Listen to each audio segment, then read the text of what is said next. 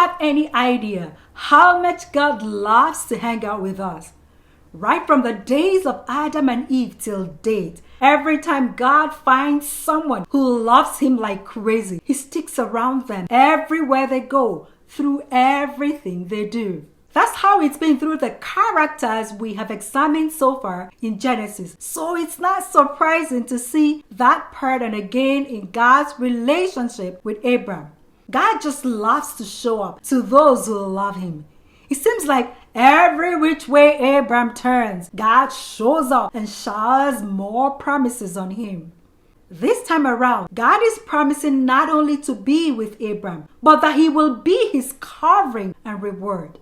A covering is something that envelops your entire being, providing privacy, protection, warmth, and intimacy. When people look at you, they see your covering. When they touch you, they touch your covering. You are as good, as beautiful, and as safe as your covering is. So God decided he wants to be all over Abram. So anyone who sees the man will see God. How cool.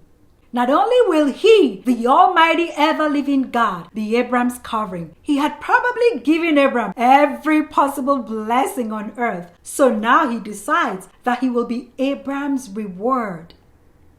Like Abram, I'm all yours. Yes, all I am and all I own is yours. How about that? That was too much for a man who was already too blessed for one man. So overwhelmed, Abram turned to God, his best friend, and poured out what was weighing and hurting most at the bottom of his heart. Lord, I already have enough for myself. What's the need for all these blessings that you are downloading upon me when I have no child of my own to pass it on so he could continue that legacy with you? Everything will go to Eliezer, my servant from Damascus, which is no problem, but he is not my son, if you know what I mean, Lord. Touched, God turned to his friend Abram with comforting words. I know what you mean, Abram. Don't worry. Eliezer may think he's all you got, but I got a surprise coming for y'all. He won't get it all because I will give you a son who will carry on this legacy that I started with you. I enjoy this relationship we have, and I will give you a son to continue after you. In fact, can you step outside with me? God implored, and Abram followed him. It was night, and the skies were lit with stars, twinkling everywhere. Lift up your eyes, God whispered into the ears of his friend Abram. Abram lifted up his head and looked up into the night sky, twinkling with gazillion stars. Abram looked the farthest his eyes would allow and started to count the stars and failed. He started from the other end and got tired. Then he began to reason. The heavens are endless and the stars countless. How could God expect me to count them all? They have no beginning or ending. These stars are infinite sparkles on boundless skies. He proclaimed in his mind. God heard his thought. You are right, Abram. I wasn't expecting you to count them because you can't. But I had to let you try so you can understand what I am about to tell you. Do you remember how impossible it is to see the ends of the heavens and to count the stars? That is exactly how impossible it will be to count your children down the years. Nobody can, not even you, my friend, because there will be too many for counting. Just like that, a man who had not one child believed that his children will be so many they cannot be counted, simply because God told him so. God was so impressed the way this childless man took him at his word that he went straight to the report card and put a huge pass mark for Abram. No, it wasn't even a test. God was just having a discussion with his friend. But Abram's response was so captivating. God gave him a pass without a test. From that day onward, Abram stood out among all as a good man before God, not just before people, and a very dear friend that trusts God like no other. That record has outlived the man we call the father of faith. I know we all like to talk, but guess what? God likes to talk too. Don't forget He made us like Himself. If we like to talk, it's definitely because we get that from Him. Do you not understand why it is not only important that you talk to God as often as you can? It is even more important to listen to God. Don't always be the one talking. Learn to listen. When you talk, you are limited to only what you know. But when you listen, you are open to learn what you do not know, which equips you for growth and increase. Learn to talk to God. He loves hearing your voice. Also, learn to listen to God. He loves telling you things you don't know yet to help you become the person He made you to be. Abraham and God had lots of communication going between them. God will tell Abraham crazy stuff, and like a fool, Abraham will swallow every word God gave him, hook, line, and sinker, and save them up in his heart, waiting for their manifestation, because he believed God. He trusted God. There was no room for doubt because he considered God, the Almighty, who is able to do whatever He promises and to whom nothing is hard. Abraham had no problem believing God. But God was saying things that just blew his brains, that the very land where he was a visitor, the land where the owners were parading before his eyes, all of it would be his and his children's. Instead of doubting, Abraham turned to his friend God and asked, "You have already blessed me too much for me and my household, and for that I am grateful. You really don't need to do any more. You don't have to. Me and all that is mine are all yours for life, just like you and all that is yours are mine. So you need not promise me anymore. You know that, Lord, right? But you don't stop. You keep blowing my mind with all you plan to do for me and with me. Tell me, Lord, what is the guarantee that you will do all this crazy stuff you are filling my heart and my head with?" God smiled at that question. He understood, and that day, God signed another agreement as a guarantee to his friend that every promise which Abraham had come into agreement with God by believing shall be fulfilled. Unlike the first agreement God made with creation and signed off with that pen of many colors in the sky, this time around, he drafted an agreement between him and a man he created. An agreement between friends. An agreement that is not limited to the man God was entering into it with, but one that stretches to all of the promised offspring of that man for all of the promised land.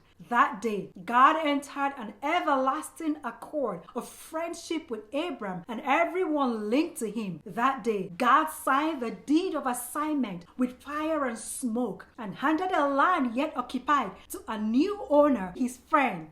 All the perks of being God's friend. Get your journal for some reflections, please. What is your relationship with God like? Very good, not good, or inexistent? The quality of every relationship is dependent on the level of communication between both parties. What is your communication with God like? Do you make out time to even talk to this God who is always there with you and has also promised to be with you until the end? Are you always the one talking and not realizing that God is wanting and waiting for the chance to talk to you too? What has God promised you that blew your mind? Where are you two on that promise? Fulfilled and checked out, or you're still waiting for the delivery? What makes it hard for you to believe God and His Word? Many of us are praying earnestly, asking God to bless us. But guess what? God is not going to bless us. He has already blessed us. We are blessed beyond measure, not according to what we have or are waiting to get. We are blessed because we are the children of the King of Kings. And also, we are children of Abraham by faith. Every day, it is our choice to look up as far as our eyes can see, to believe and to walk in the blessings that are abundantly ours. Every day, we choose to enter or not to enter, to enjoy them or to endure life without them, to receive what we have been given by faith and celebrate it until we manifest it, or to keep asking for what has already been provided. which we may not realize demonstrates a lack of faith that God has answered our prayers, that God keeps His word, whether we pray about them or not. God has blessed us with every possible blessing. Every day, we get to choose how to live out the inexhaustible blessings that He has surrounded our lives with.